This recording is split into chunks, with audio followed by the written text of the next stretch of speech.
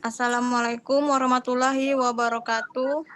Waalaikumsalam warahmatullahi wabarakatuh. Kami dari kelompok 5 akan menjelaskan tentang peran teknologi pada masa new normal. Di sini ada teman-teman saya yaitu Destia Nur Safitri, saya sendiri Siti Azizah, dan M. Irsan Suwandi, dan Bayu dan Faizal Oktoriansah.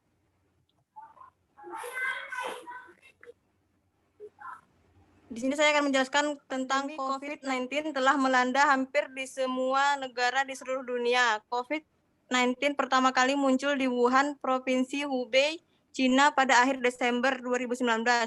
Untaian novel coronavirus menyebabkan sindrom pernafasan akut dan menyebabkan kematian di seluruh dunia.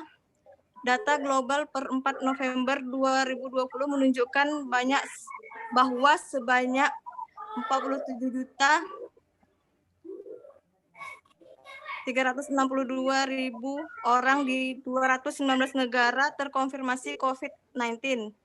Dengan sekitar 1 juta orang diantaranya meninggal dunia. Dan untuk di Indonesia sendiri, per 4 November 2020 menunjukkan bahwa sebanyak 421.731 orang terkonfirmasi COVID-19 dengan 353.282 orang dinyatakan sembuh dan sebanyak 14.259 orang lainnya dinyatakan meninggal.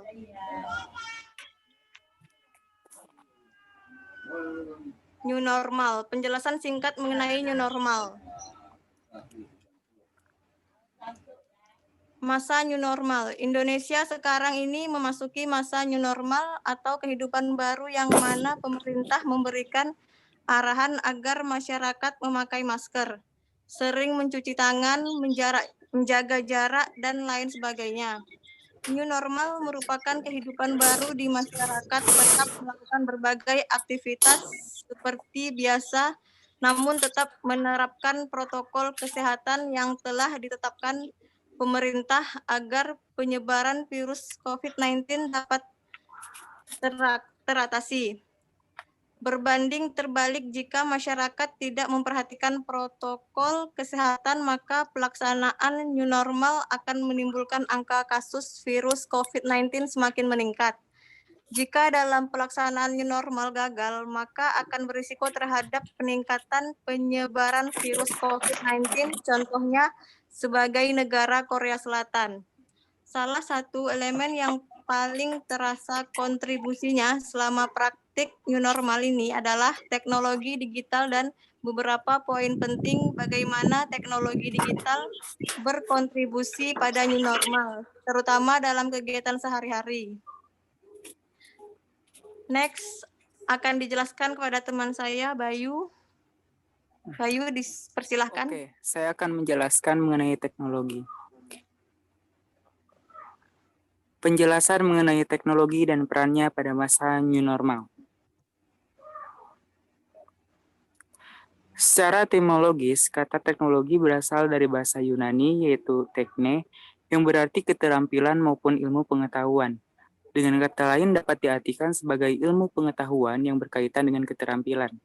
Sedangkan secara terminologis, kata teknologi menurut Spektor yang dikutip oleh Yaumi dalam bukunya adalah metode yang digunakan untuk memberikan pengetahuan dengan mudah. Juga dapat dikatakan bahwa teknologi merupakan suatu perangkat keras ataupun perangkat lunak yang digunakan untuk memecahkan masalah bagi pemenuhan kebutuhan manusia. Teknologi informasi memiliki peranan yang sangat penting sekaligus sebagai solusi untuk mengatasi terbatasnya pergerakan manusia akibat social distancing dan physical distancing di masa pandemi corona seperti saat ini. Dengan diterapkannya teknologi informasi dapat memberikan efisiensi waktu dan biaya serta tenaga. Pemanfaatan teknologi informasi di tengah pandemi COVID-19 ini diantaranya untuk kegiatan sosialisasi dan seminar, doa bersama secara daring melalui video conference. Melalui video conference ini juga dapat meminimalisir biaya pelaksanaan kegiatan. Pemanfaatan teknologi informasi di tengah pandemi COVID-19 tersebut diantaranya, yang pertama di bidang pendidikan, yakni dengan mengadakan kelas online. Yang kedua contohnya di bidang pemerintah, dengan penyebarluasan informasi melalui website, sarana komunikasi melalui video conference. Yang ketiga bidang bisnis dengan sistem e-commerce. Yang keempat bidang sosial, melalui media hiburan dan komunikasi serta sosial media. Dan yang terakhir yaitu di bidang kesehatan, untuk tujuan mapping dan tracing data penyebaran COVID-19. Oke, materi selanjutnya akan dilanjutkan oleh teman saya, Irsan. Oke, saya akan membacakan manfaat alat-alat teknologi. Teknologi saat ini belum menjadikan faktor dominan untuk menghentikan wabah virus COVID-19. Namun sejumlah alat yang dikembangkan ini diharapkan bisa membantu pemerintah maupun negara untuk meminimalisir virus yang menyerang sistem pernapasan ini. Teknologi robot menjadi alat yang sangat berguna untuk membantu dokter mendiagnosis pasien COVID-19 dengan jarak yang cukup aman. Selain itu, di Kanada, ada Blue Cross, perusahaan yang mendesain dengan menggabungkan keahlian kesehatan masyarakat dan media dengan analitik data yang canggih dan kecerdasan buatan untuk membangun solusi melacak, mengkonsekuensialisasikan dan mengantisipasikan risiko penyakit menular.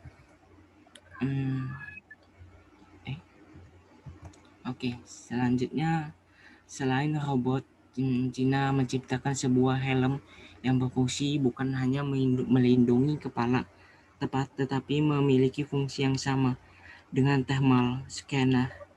Aparat kepolisian di Chengdu, Provinsi Sichuan, Cina pun menggunakan helm tersebut untuk mendeteksi suhu tubuh warga. Helm pintar ini dipercayai mampu mendeteksi suhu tubuh lebih cepat, yaitu mencapai 100 orang dalam 2 menit saja. Pemerintah Cina juga mengoperasikan pesawat tank berawak untuk menyemprot cairan desinfektan di sekitar wilayah kota Wuhan dan Hubei yang dikarantina dari COVID-19. Hingga kini drone tersebut masih digunakan di provinsi pesisir Jilin. Berbagai alat teknologi terus diciptakan oleh beberapa negara untuk mencegah penularan COVID-19 lebih meluas. Berikut ini helm buatan Cina. Ini gambarnya.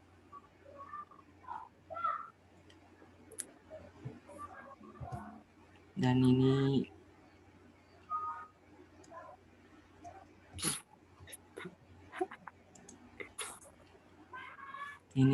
buat teknologi buatan Cina yang menyemprot cairan desinfektan. Oke, selanjutnya peran teknologi bagi masyarakat yang dibacakan dengan rekan saya, Desti. Baik, saya akan melanjutkan dari yang tadi. Peran teknologi bagi masyarakat yang beraktivitas di rumah. 1. Membantu aktivitas sehari-hari. Akibat virus COVID-19 yang terus mewabah telah mengganggu aktivitas masyarakat, sekolah meliburkan siswanya dan sebagian besar perusahaan juga terpaksa meliburkan karyawannya. Teknologi mampu membantu aktivitas yang terganggu ini dengan menyediakan aplikasi yang dapat digunakan untuk belajar atau bekerja. Kunjungan ke dokter pun bisa dilakukan secara online dengan aplikasi yang terhubung langsung dengan dokter. Kita bisa berkonsultasi secara online jika mengalami gejala ringan atau sakit ringan. Lalu yang kedua, bersosialisasi. Teknologi sudah sangat berperan dalam hal sosialisasi. Teknologi telah menjadi media sosial yang paling efektif di masa revolusi industri sekarang. Dengan adanya kebijakan pembatasan sosial, teknologi menjadi pemegang peranan penting. dengan melakukan kontak dengan rekan atau keluarga secara online akan berdampak pada kondisi mental dan suasana hati seseorang menjadi lebih baik. Melalui bantuan media sosial, seseorang dapat memantau keadaan sekitar. Lalu yang terakhir, yaitu memberi kenyamanan. Pembatasan sosial telah membuat keadaan interaksi menjadi tidak nyaman. Disinilah peran teknologi untuk membuat nyaman berada di rumah. Seseorang dapat belajar sesuatu hal, membaca buku online atau aktivitas lainnya secara online. Baiklah, terima kasih.